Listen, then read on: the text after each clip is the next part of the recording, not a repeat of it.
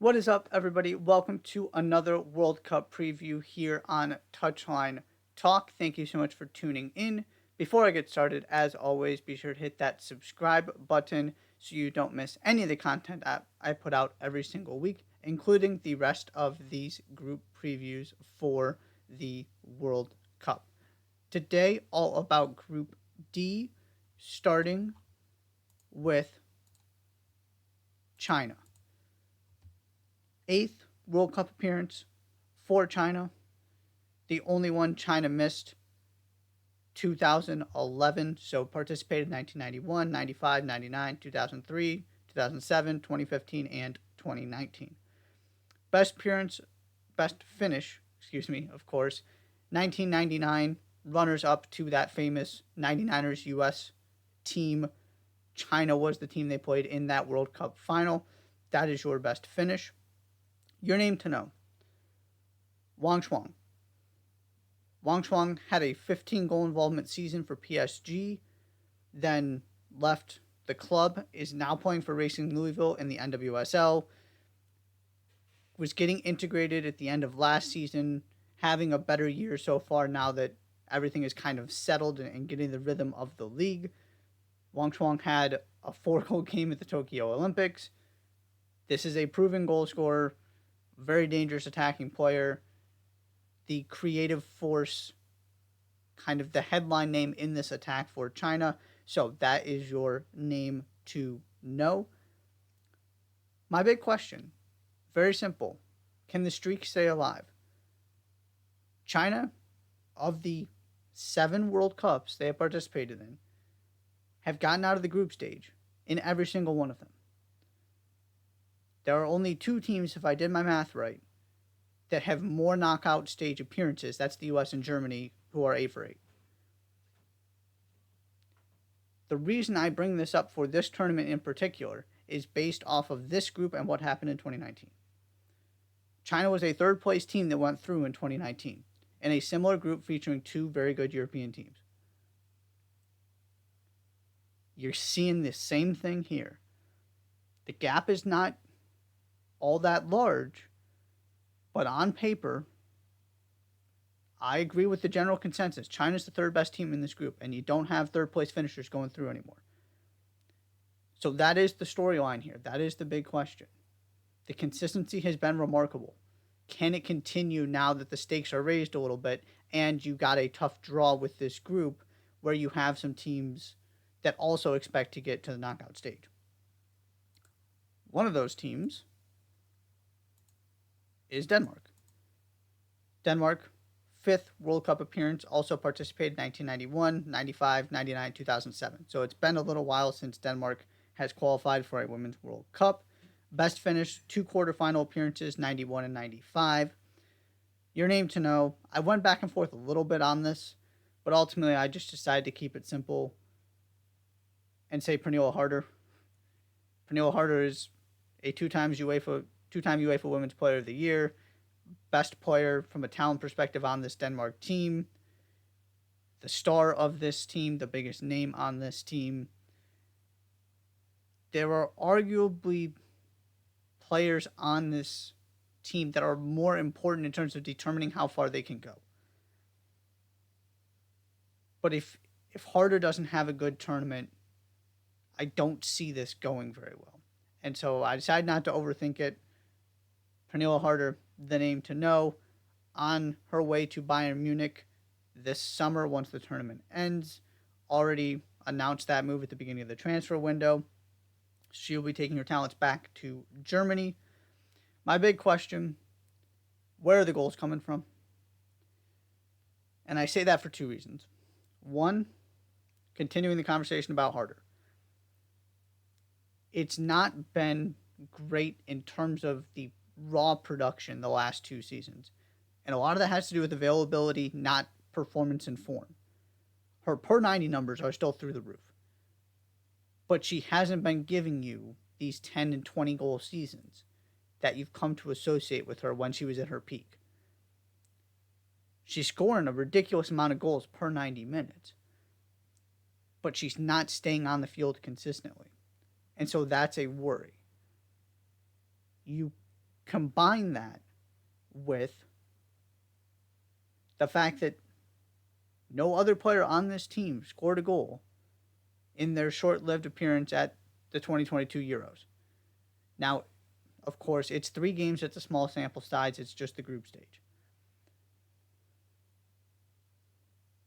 But you got to have somebody else scoring goals, especially when you just can't be 100% confident you're getting the best version of Harder, and that version just might not exist anymore. She's still a great player, but it doesn't appear that she is the same player she once was. Somebody else has got to start scoring goals. Because if you don't start scoring goals, you're going to get a repeat of what happened at the Euros, and you're probably not making out of this group. Your margin of error is not large enough to be so reliant on one player, and one player that it's not like you're expecting 2 goals a game from Pernilla Harder.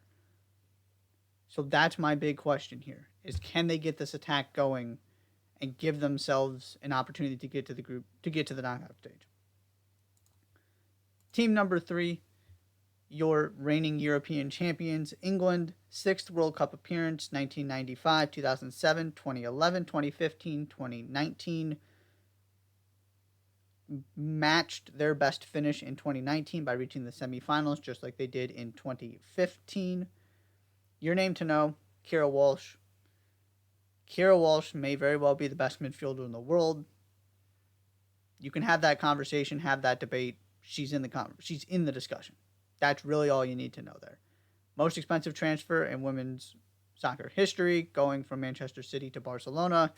Promptly then won the Champions League as a foundational part of that Barcelona midfield. She's not the flashiest name on this team. She's not one of the high-profile stars from a publicity standpoint you think of when you think of that team from last summer. You think of Chloe Kelly with her goal.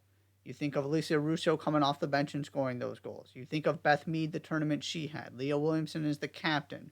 Rachel Daly as the NWSL veteran. Mary Earps in goal. You can go down the list.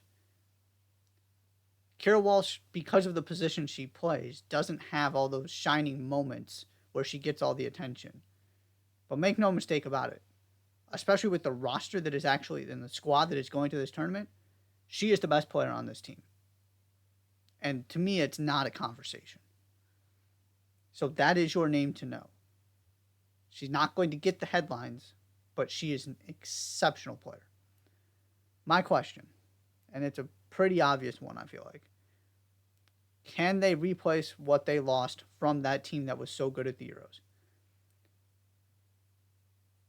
There was the same starting 11, if you remember, in every single game.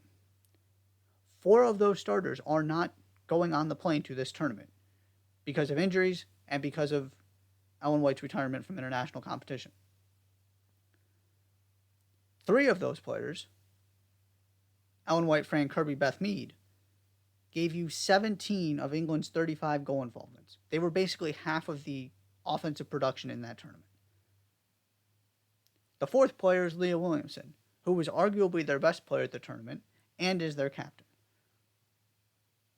These are not just players that you replace from year to year and cycle to cycle. This is your captain, perhaps your best or at least most informed player over the past year or two, and your best attacking player in terms of production, and again, arguably in Beth Mead, your best player at that tournament. You can take your pick between the 2 of them. But to me, it's those 2 and Keira Walsh who were your best 3 players at the Euros. And you don't have 2 of them. And what this then turns into is a couple of those players I already mentioned. Lauren Hemp needs to step up. Chloe Kelly, this is your time. Alicia Russo, that starting striker spot theoretically is yours. Can these players who were so good coming off the bench, particularly Kelly and Russo, who made a name for themselves, who delivered big goals, who were great at the Euros in that limited role they had, can they fill these shoes and make sure this team doesn't miss a beat? Because I will argue, you give me every team at full strength, I'm taking England. I do believe that all things being equal, everybody healthy, at this moment in time, they're the best team in the world. One of the storylines of this tournament is that the only other team in that discussion is the U.S., and they are also dealing with the same kind of injuries. Maybe not quite to the same degree, but your two favorites, England is one of the two favorites alongside the U.S., don't have key players. It's not just that they're missing players who would have made the roster and who would have started. They are missing some of the best, most important players on these teams. So that is the story for England, is can they get to that same level where they look like they might just be the best team in the world? Or do they need Leah Williamson and need Beth Mead for that to happen, and they take a step back at this tournament, which may still be good enough to win it, but they don't kind of build off of what they did last summer. It looks a little bit more difficult, and it's just clear that the best version of this team is not the one that's playing in this tournament. Last team in this group is Haiti. Haiti's first appearance in the World Cup, so of course no best finish to talk about. Your name to know, Melty Dumernay. From a international team standpoint, Melty Dumernay scored the brace to beat Chile and send Haiti to this World Cup. At the club level, at the very beginning of her career, Melty Dumernay was already playing in Ligue 1 and is now joining Lyon. This is one of the most promising young players in the world. She is already probably the best, most important, kind of the face of this Haitian team.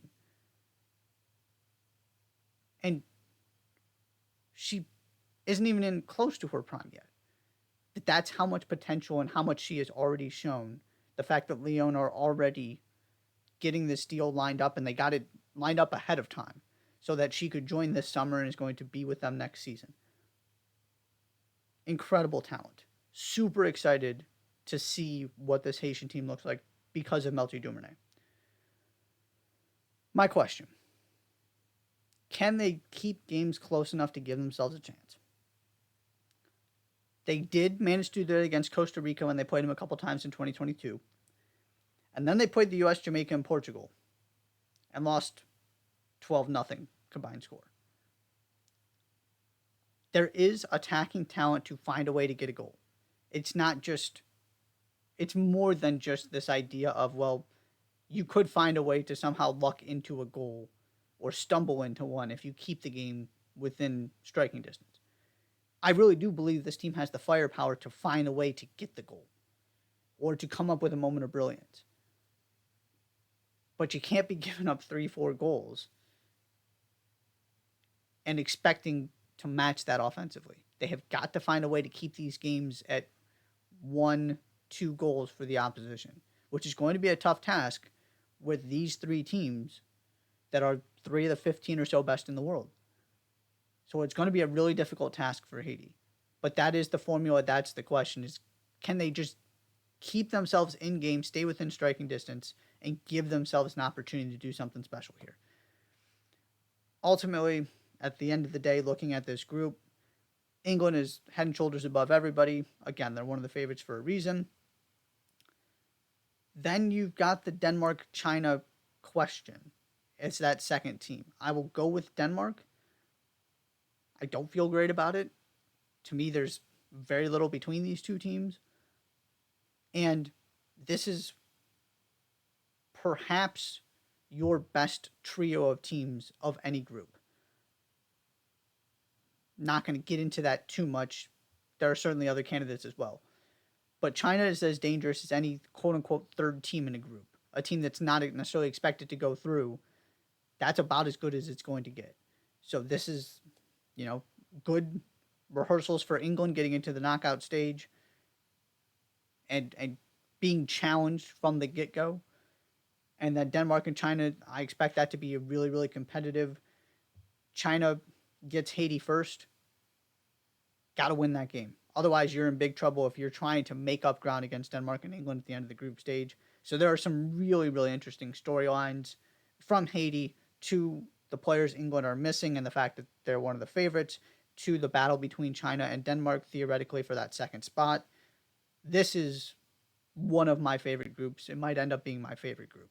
So I'm really looking forward to what happens in Group D. That is all for this preview. Thank you so much for tuning in. Be sure to hit that subscribe button. I'll see you next time.